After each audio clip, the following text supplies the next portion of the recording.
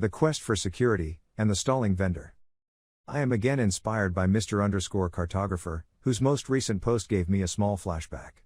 Years ago I worked at a public university as a sysadmin and general tech support person.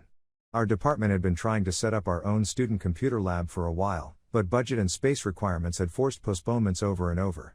Finally we managed to nail down enough funds to pay for the remodeling of some office space into a computer lab and to furnish the new lab with desks and computers. We weren't too far into the planning process when the problem of student access came up. University policy was to secure most buildings from 7 p.m. to 7 a.m., Monday through Friday, plus weekends. This meant a person needed a physical key to enter, which was problematic to say the least. We allowed graduate students to get keys if they needed access to assist with research, but it required them to pay a deposit and several levels of faculty approval using various forms, which was a total pain.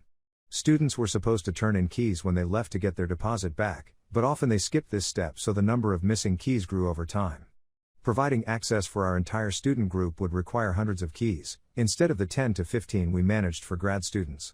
I talked to a co-worker in another building about how they managed student access, and he told me that his department had to have their entire building rekeyed by the university locksmiths a couple of years prior due to the high number of lost keys, and it had cost $50,000. It was clear we needed a key card system as a solution. I asked around and found there were a couple of departments using standalone systems since up to this point there was no university standard for key cards. Departments had just decided to find a solution and bought one. One of the departments had a scalable solution. If we bought the same system we could piggyback off their server, which would remove our need to admin another service. We'd just have to update the database for our users, which was fairly easy. My co-sysadmin, Jay, and I called the vendor, and one of the sales force was out to see us within days. We walked our building showing which doors would need to accessed, what groups we needed managed, which server needed to host our users, and basically we found our project was pretty small from the vendor's point of view. They were used to doing entire buildings or groups of buildings, so our situation was no problem. We got a quote for the entire project within another couple of days and went through the hoops of getting a purchase order. We were really on fire to get this going as it was the final step in setting up our new student computer lab. The university purchasing folks mailed the PO to the vendor, and I faxed over a copy. Yes, this was quite a while ago. The sales guy confirmed they got the PO, and I asked when the work could be scheduled. At this point I discovered I made a pretty big mistake. I should have included a work to completed by some _ date. The sales guy informed me that scheduling was under control of the company owner, David. Okay, can I talk to David? He's out of office, we'll take a message. I left a message and heard nothing for next few days. I called again. David was not in the office. Would I like to leave to a message? This went on for a couple of weeks, with everyone getting more and more pissed off. The remodeling work was done on our lab and we were getting furniture installed. The computers had been delivered and we were almost ready to go live. My coworker Jay suggested we cancel the PO with David's company and go back to square one. I wasn't sure how this worked, so I checked with purchasing and they said this was pretty easy. I really didn't want to start over, but Jay and I checked with the folks involved on our end and they agreed that while it would be a pain, it was okay with them to cancel. So, Jay called David's company. No, still not in, so Jay just left a message that if we didn't get a date for the project to be completed by EOB the PO would be cancelled. Jay's phone rang about 10 minutes later. David was on the line, apologizing. Things were busy, he didn't realize we were in a hurry, blah, blah, blah. All the BS that folks hand out when they're being phone as hell. He told us the work could be done the following week, his main installation guy would be in touch. So sorry, here's my cell phone number so you can call me directly. A team of installation techs showed up the following week, had everything done in 3 days. We had some further issues since we found out our university ID cards were not compatible with the card readers on the new system, so we had to buy our own cards, but it turned out to be pretty cheap. We had other departments come to us for advice about adding this service over the next couple of years, and you can bet we told them to make sure they got a completion date as part of the sales agreement. Story 2. In which I learned that sales equals IT. My last tale received a great positive response here, so I thought I'd regale you all with another war story from my role as the entire IT department for a company that does everything but IT. Last time we met Rose and recalled the PC upgrade that deleted a whole bank, and today we'll be meeting Rose's boss.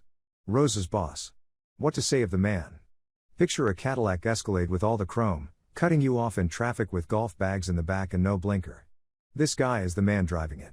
Naturally, thinks himself the resident expert on all things, and IT is certainly not out of his wheelhouse. He could do my job, but he doesn't want to.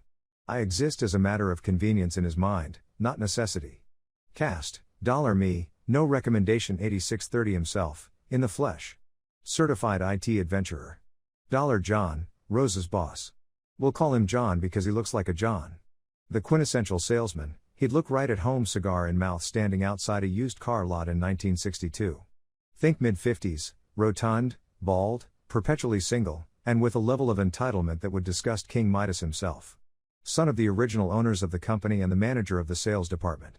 Struggles to inflate his own tires and is often confused by overcomplicated pens, but is also fully convinced that if he can't do a thing, it's because the thing is stupid and doesn't need to be done. The event, this takes place during the human malware outbreak of 2020, smack dab in the middle of the mass panic and sudden shift to remote work. Before closing the sales and accounting departments of our office, operations continued to run as some of the services this company provides fell under the umbrella of essential work per the US government. We purchased a laptop for every employee.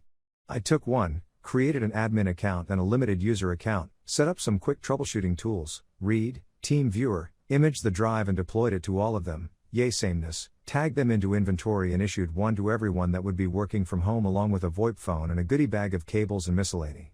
Yes, even John. But you see, John being John and all, the same laptop as everyone else simply wouldn't do. No, John took it upon himself to re-enter the office the next day, of course it was a Saturday, and retrieve the desktop computer from his office complete with all 4 monitors and, shockingly, all of the cables. So it's Saturday evening and I'm lazing about on the sofa with my fiancée, right about to click play on the next mindless Netflix binge when my phone rings. John, hey me, let me ask you a question. This is how John always starts conversations when he's unhappy about something, so I brace myself. Me, hey John, you know it's Saturday evening, right? I'm kind of preoccupied here. John, this'll just take a second, bud, and it's an emergency. This computer is a piece of, expletive deleted. It's lit up but there's no screen. Me, with all of the sarcasm John deserves but maybe a touch too much for diplomacy, wow John, that really does suck, I'll be happy to help you on Monday morning. John, now listen here me, you're going to help me because I, expletive deleted, pay you to help me. So anyway, I plugged in the power in the screen cable thing but nothing works. Me, now oscillating between rage and confusion. The screen cable? This is a laptop, John. There is no screen cable. Are you trying to use this with a TV or something?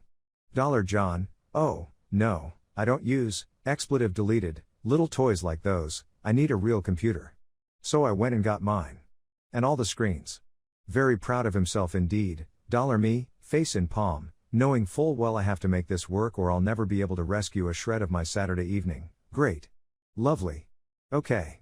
Because I can't see what you're seeing, let's start from the beginning. You should have 5 power cables, they're all the same and it doesn't matter what each goes to. First connect each of them to a power strip. Then John, bowling me over, like he does, I know. How? To plug things in. Fix the computer. Me, John, we have to start at the beginning.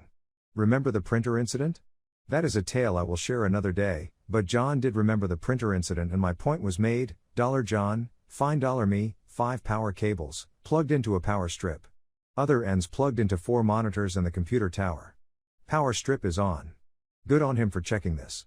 I was, and still am, thoroughly shocked at his uncharacteristic attention to detail here. Me, wonderful. Now you brought your mouse and keyboard, and the little nub is plugged into the tower?